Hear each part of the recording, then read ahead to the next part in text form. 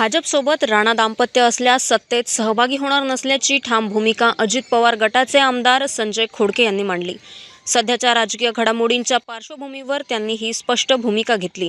काही व्यक्तींमुळे राजकारणाची दिशा बदलत असल्यास अशा सत्तेत सहभागी होण्याचा प्रश्नच उद्भवत नसल्याचे त्यांनी सांगितले। या विधानामुळे अमरावतीसह राज्याच्या राजकारणात नव्या समीकरणांवर चर्चा रंगू लागली असून आगामी निर्णयांकडे सर्वांचे लक्ष केंद्रित झाले आहे।